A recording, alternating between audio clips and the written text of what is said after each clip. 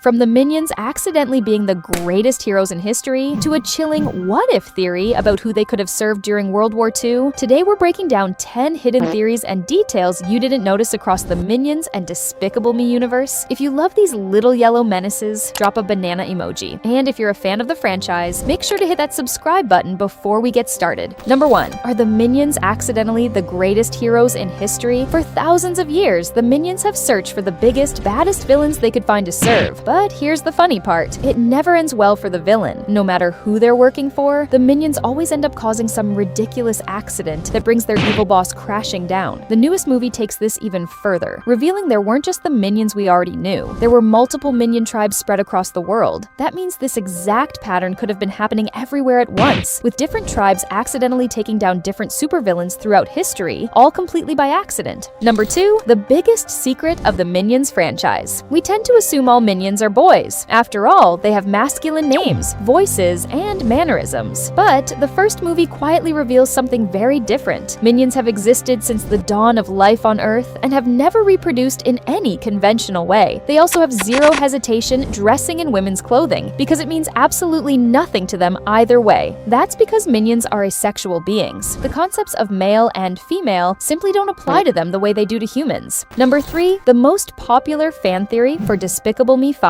There are hundreds of theories floating around for Despicable Me 5. Honestly, too many to count. But one theory keeps coming up more than any other, that Gru might finally step away from the AVL entirely and simply choose to be a full-time dad instead. It's a simple theory, but it taps into something the franchise has been building toward for years. Gru's slow shift from supervillain to reluctant hero to family man. Could the next movie finally be the one where he walks away from spy work for good? Number 4. Why does Gru have such a long nose? Even as a child, Gru's nose was noticeably longer than everyone else's. Most people assume it was simply designed to make him look more villainous. But what if that's not the real reason? The theory goes that Gru was born into a family with a powerful villain legacy. His father was a world-famous villain, and Gru spent his entire childhood trying to live up to that name. Under this theory, his long nose isn't just a random design choice, it's a family trait, a physical mark passed down through their villainous bloodline. Maybe that nose was never just a strange feature. Maybe it was a constant reminder of the legacy he spent his whole life chasing. Number 5. What if the Minions had found Hitler instead of Napoleon? Minions are drawn to serve whoever seems like the most powerful, evil master around. Canonically, after being exiled to an Arctic ice cave following their time with Napoleon, they don't resurface again until 1968, conveniently skipping both world wars entirely. But the theory asks, what if they'd resurfaced decades earlier instead, right as a new dictator was rising to power in the 1930s? Given how the Minions are drawn to power and spectacle, without any real understanding of consequences, it's easy to imagine them getting swept up by the pageantry of rallies, uniforms, and propaganda long before they'd ever grasp what they were actually a part of. It's a darker theory than most fans expect from the franchise, but it fits disturbingly well with how blindly loyal the Minions have always been shown to be, following whoever waves the biggest flag without ever asking why. Number 6. Do Despicable Me, Minions, and the Lorax all share one universe? Here's a detail that took years for fans to piece together. If you look closely at Margot's shirt in Despicable Me, you can spot a familiar character. Flip over to the Lorax, and there's a scene where a Minion figurine sits in Ted's drawer, and he's even wearing a pair of Gru's signature shoes. It doesn't stop there. In Despicable Me 2, a cop and a nun both make appearances, and in the Minions movie, a little girl from a villain family shows up too. The connecting thread is that all of these characters seem to live in Thneedville, the same town from the Lorax, which would mean Despicable Me, Minions, and the Lorax are all quietly set in one shared universe. Number 7. Did the Queen secretly start the Anti-Villain League? There's a theory that the Anti-Villain League wasn't founded by some faceless government agency, but by the Queen herself. At the end of Minions, she's shown furious over the entire stolen crown incident, and this theory suggests that anger is exactly what pushes her to create the AVL. Herb and Scarlet, once arrested for their crimes, are eventually offered a pardon on the condition that they help run the newly formed AVL. Somewhere along the way, they switch from using Scarlet's last name, Overkill, to Herb's, and eventually have a daughter who joins the AVL just like her parents did before her. We never actually hear Herb's last name confirmed on screen, since Scarlet's name takes over the family, but it's a fun thread to pull on all the same. Number 8. Was Valerie Da Vinci secretly working for Balthazar Bratt? Despicable Me 3 has always felt like it's missing a piece, and this theory fills the gap. Silas Ramsbottom retires under suspicious circumstances, handing his position to Valerie, who he describes as extremely ambitious, hinting she rose through the ranks unusually fast. Valerie immediately targets Gru, along with Lucy, after he narrowly fails to catch Bratt and gets him fired for incompetence. You're fired! Despite other agents being present during that same failed heist, Lucy gets fired too, simply for defending him. From that point on, Valerie completely disappears from the story. What's strange is that right after Gru gets fired, Bratt steals a diamond and casually mentions it's a shame Gru won't be around to stop him. Too late again, Gru! Which raises the question of how Bratt would even know a secret agent had just been fired from a secret organization. The movie never confirms it outright, but the implication is that Valerie may have been quietly feeding Bratt information the entire time, before vanishing from the story without explanation. Number 9. Why does Margot never take off her glasses? Even though the girls change outfits constantly throughout the films, Margot's glasses never come off. She even wears them while sleeping. Most people assume she simply has bad eyesight, but some fans believe there's something far more meaningful behind it. Margot and her sisters were adopted, and the theory suggests those glasses once belonged to her biological mother. If that's true, they're not just glasses at all. They might be the last physical thing Margot has left to remember her by, which is exactly why she refuses to ever take them off, no matter what else changes around her. Number 10. Margot's shirts have been hinting at future movies all along. It took years for fans to notice, but Margot's shirts have quietly been predicting upcoming Illumination movies the entire time. In the very first Despicable Me, her shirt features a design tied to the Lorax, a movie that wouldn't release for another 2 years. By Despicable Me 2, something similar shows up again on her shirt, and by Despicable Me 3, her shirt features the Grinch, the star of a film that released the following year. Each time, the reference lines up almost perfectly with whatever Illumination was about to release next, meaning Margot's wardrobe may have been low-key advertising the studio's next movie years before most fans ever noticed the pattern. And that's it! Which theory got you thinking the most? The Queen founding the AVL, or Margot's glasses hiding a deeper story? Let me know in the comments. If you want the next part, hit that like button and make sure you're subscribed, because we're uncovering even more Minions and Despicable Me secrets next time.